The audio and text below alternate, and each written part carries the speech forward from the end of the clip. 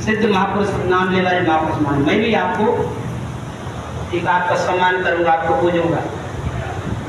सामलदास जी हमारे कहते हैं, ठाकर साहब हमारे में ऐसी कोई शक्ति नहीं है, अगर राम जी की कृपा, गुरु की कृपा से जीवित हो सकता है। आप ऐसी बात कर रहे हो तो बताओ कहाँ छाड़। अब गांव के ठाकर साहब अनंत श्री सामलदास जी महाराज को लेकर के गया, जो साहब ये है सांड। अनंत श्री सामलदास जी महाराज ने जो मरा हुआ सांड था उसके ऊपर हाथ फेरा, ये नंदी भगवान उठो, क्यों सो रहे हो? और सांड के पीठ पे हाथ फेरा और हाथ राम महाराज ने कृपा करी, हे परमात्मा, हे राम जी। ये कितने ऐसी बात की ठाकर साहब कहते हैं शोभा नहीं देता है, लेकिन हे राम जी महाराज, गुरु महाराज कृपा करो, ये सांड जीवित होना चाहिए। इतना कहते ही वो सांड उठ के खड़ा हो गया और चलने लगा। फिर उस सांड ने सारंडा गांव को छोड़ करके यहाँ भोजास में आकर के सरिका त्याग कर दिया। महाराज जी को पता चल गया, अरे देखो सांड ने इस सारंडा गांव को त्याग करके भोजास में जाकर के शरीर त्यागा, इसलिए मेरे को भी ये जगह त्याग देनी चाहिए। मेरी वजह से ठाकर साहब को ठीक है परेशानी होती है, दिक्कत होती है, ऐसी जगह को त्याग देने भी ठीक है। कहते हैं ये जगह आदर सम्मान नहीं होता, वहां नहीं जाना चाहिए, वहां नहीं रहना चाहिए, ठीक है। उसी समय महाराज जी के पास जो कुछ भी था, अपने पास में जो भी रुपया पैसा टका थे, वो साधु संत गरीब अभ्यास सबको लुटा दिया, बांट दिया। और महाराज जी उस सारुंडा गांव को त्याग करके भोजास आकर के महाराज जी ने साधना की, भजन किया। जैसे ही महाराज जी ने सारंडा को त्याग किया, उसी समय सारंडा गांव में सैकड़ों महाजन की ये दुकानें थी। ये अभी कस्बा छोटा सा कई दुकानें हैं, उसमें सैकड़ों ये महाजन लोग, माड़िया लोग थे। जब उनको पता चला कि महात्मा जी इस सारंडा को त्याग करके भोजास में चले गए, अपने को यहाँ से छोड़ना ठीक है। उसी समय इतने जो लोग थे, दुकानदार व्यापारी लोग थे, सब अपने दुकान छोड़ करके, बेच करके, कोई पाचौड़ी में चला गया, कोई नौका में चला गया, कोई जोधपुर चला गया, जगह जगह चले गए। और जैसे महाराज ने त्याग किया सारंडा को, उसमें मुख से निकल गया कि जा तेरी गाँव 12 गाँव की जागीर तो नहीं जाएगी, लेकिन मैं आज तक इस गांव में कोई संत नहीं होगा, कोई भक्ति करने वाला नहीं, शिष्य नहीं बनेगा। ऐसा महाराज जी मुख से निकल करके महाराज जी क्या करके यहाँ, अब महाराज जी यहाँ बैठ करके साधना करे, राम भजन करने लगे। तो महाराज जी की जो जिज्ञासु थे, जो शिष्य थे, भगत थे, यहाँ आने लगे। तो महात्मा का काम होता है कहनो ज्ञान लेनो नाम, साधा संतार वही काम। अपने साधना करने लगे, भजन करने लगे। लेकिन जो जिज्ञासु लोग होते हैं महाराज जी पास आते थे।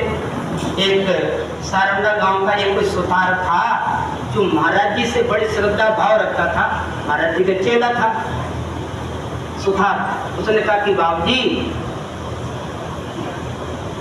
मैं आपको निमंत्रण देने आया हूँ, आप घर पधारो, आपको भोजन करना है। उसने प्रार्थना करी, निवेदन किया। तो संत महात्मा तो बड़े सीधे सरल होते हैं, ठीक है।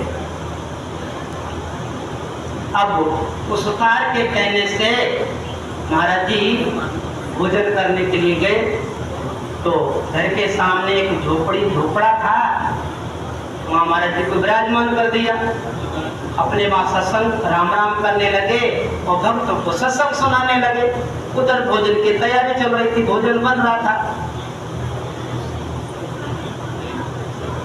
उसी समय कोई होनहार की बात है, कैसी घटना घटी। उसी गांव में एक इंदा राजपूत नाम का कोई लड़का खत्म हो गया। कोई राजपूत था, उसका एक बेटा खत्म हो गया। किसी ने कहा अरे अरे देखो, वो अभी अपने यहाँ पर झोपड़ी में सुतार के यहाँ पर ये महाराज जी आए हुए हैं, इसने मरा हुआ सांड जीवित कर दिया, अब उसके पास जाओ। अब उसका एक ही लड़का था, राजपूत का एक ही लड़का था। अब फूट फूट कर रोने लगा, चला हाय बेटा, मेरे बेटे को कोई ठीक कर दे दे, मेरा एक ही बेटा था जो राम जी ने ले लिया, वो मर गया। तो किसी ने कहा अभी महात्मा जी आए हुए हैं, इस अपने बेटे को वहां ले जाओ। वो राजपूत अपने मरे हुए बेटा को गोद में लाया और महाराज जी के गोद में लेटा दिया और प्रार्थना करने लगा, रोने लगा, बाप जी मेरा एक ही बेटा था, ये मर गया, आप कृपा करो, मेरे बेटे को ठीक कर दो, मेरे बेटे को जिंदा कर दो। अब वो फूट फूट के रोने लगा, प्रार्थना करने लगा। तो संत महात्मा दयालु कृपालु होते हैं, महाराज जी को दया आ गई। तो सामंतदास जी महाराज ने उस मरे हुए बेटे के ऊपर हाथ फेरा, ये बेटा उठ, तू राम राम कर। इतना कहते ही वो बच्चा जीवित हो गया।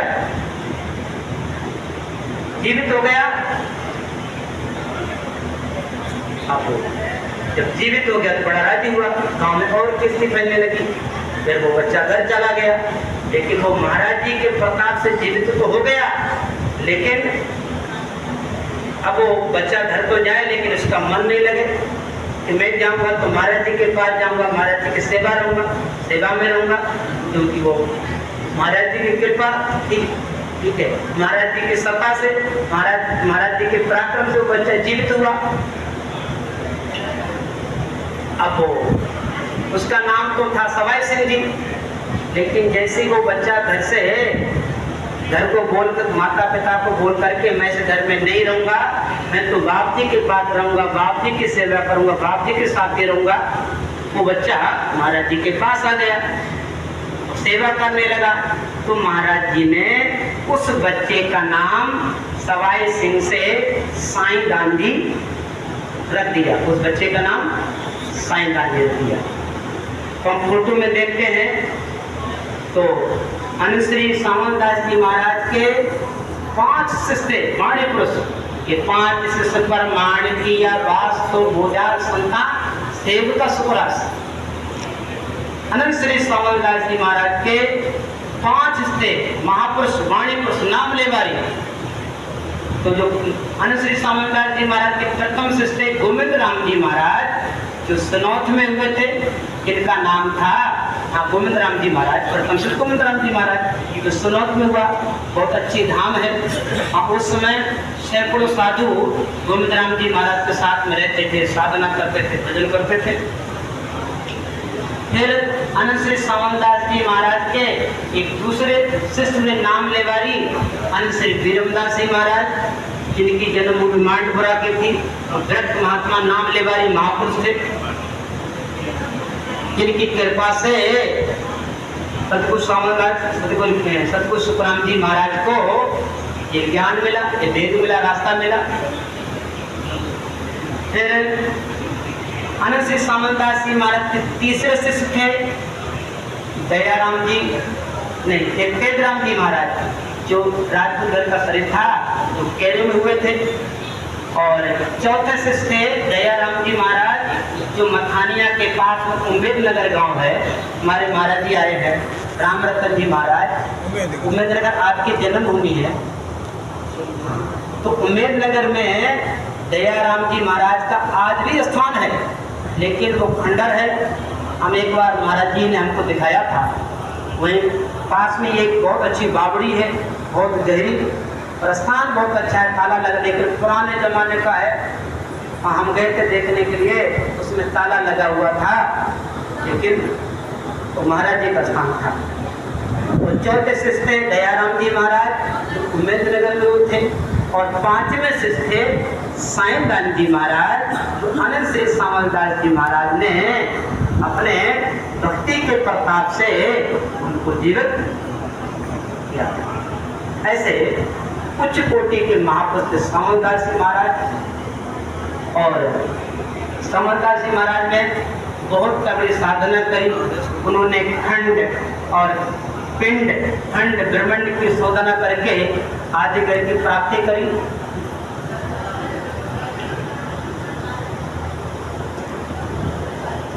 और यहाँ इस धाम के कई ऐसे एक से बढ़कर महापुरुष हुए। सामलदास जी महाराज इस धाम में एक ऐसे, सामलदास जी महाराज के एक ऐसे भाई जी थे जिनको पहले तो ससुर, वो भाई साहब थे, ससुराल गए थे। ससुराल से विचार नहीं मिले तो अपने आदमी को छोड़ करके जाकर के कहाँ, मिलिट्री में भर्ती हो गए। आदमी का रूप बना करके, लड़के का रूप बना करके, नाम बोल रहा हूँ, बाबू को याद होगा। एक भाई साहब जो आज बच्चे की, लड़के की पोशाक पहन करके जा करके मिलिट्री में नौकरी करी, और उनको बेकायदा जब उनको वो चिन्ह मिला था, रिटायरमेंट होते हैं, रिटायरमेंट उसके बाद में उनको चिन्ह मिलते, वो चिन्ह शायद आज भी बाबू जी के पास रखे हुए। तो फिर आकर के यहाँ महाराज जी के शरण में आकर के उन्होंने साधना करी, भजन किया। फिर इसी धाम में आनंद श्री सामलदास जी महाराज के एक शिष्या थी अन्नूबाई, जो वीरमदास जी महाराज की बहन थी अन्नूबाई। इनकी ससुराल थी जैतारण के पास में, एक कुशालपुरा गांव है, वहाँ ससुराल थी अन्नूबाई की, अन्नूबाई सर। तो उनका जो पति था वो सागट था, वो मट्टी खाता, मनमानी करता। भाई जी अपने राम जी की भक्ति करते, राम श्री थे, गुरुमुखी थे, अंजन का आहार, ठीक है, लेकिन वो अड़ाबिड़ी करता, भक्ति नहीं करने देता, अपशब्द बोलता। एक दिन की बात, कोई घर के पास में एक ढेर सारा कोई कचरा था, तो वो वहाँ सफाई करी, कचरा इकट्ठा कर दिया। तो अन्नूबाई ने कहा कि देखो इसमें आग मत लगाना, लेकिन बात नहीं मानी, आग लगा दी। तो बताओ अब इसमें कितने सैकड़ों जीव मर गए होंगे, तो आपने ऐसा क्यों किया?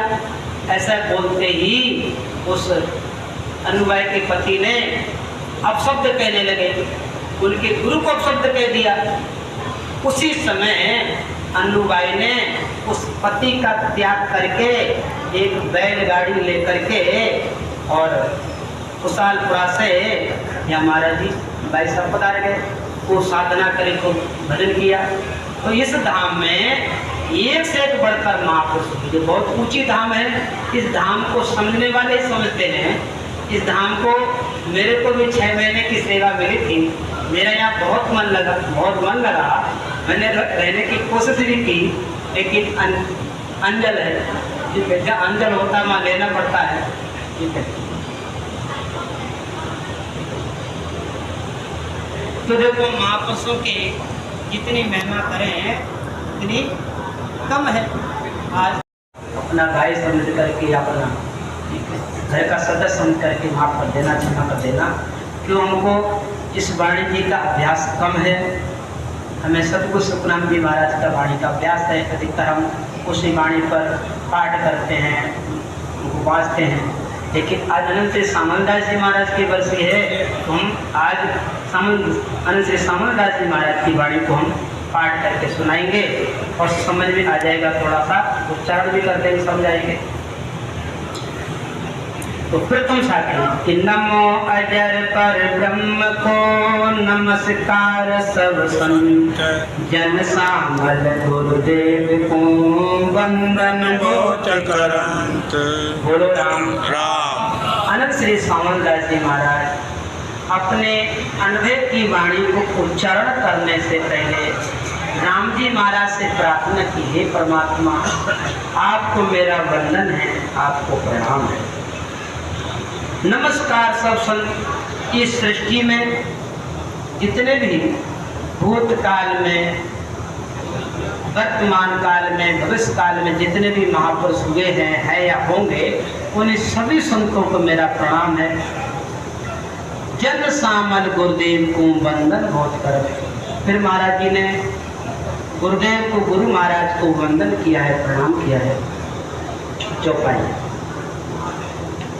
कि राम शब्द लिव को चेलाई, खुला खुल पड़ा मुख ताला, बोल भरम सो न्यारा किया, ऐसा नाम उजाला। दसना माही अरट चलाया, सब तन किया पसारा, मध्य कमल बिच भेद लिया है, ऐसा जाने हमारा। राम शब्द लिव पूछी लाई, खुलिया बड़ा मुख ताला। राम शब्द लिव पूछी लाई। अनंत श्री सामंतलाल जी महाराज समझाते हैं, जब हमने इस राम नाम से लिव लगाई, इस राम नाम को प्रेम और प्रीति से, विधि से रटा, तो हमारे अंदर का जो ताला तब खुल गया। अंदर, हमारे अंदर की जो अंदर की आंखें खुल गई, या ऐसा कह लो, हमको अंदर अनुभूति होने लगी, हमको अनुभव होने लगा। बोल भरम सो न्यारा किया, ऐसा नाम उजाला। महाराज जी कहते हैं, जैसे ही शब्द की साधना की और उस शब्द से, राम नाम से हमको अनुभव हुआ, बोल भरम सो न्यारा किया, ऐसा नाम उजाला।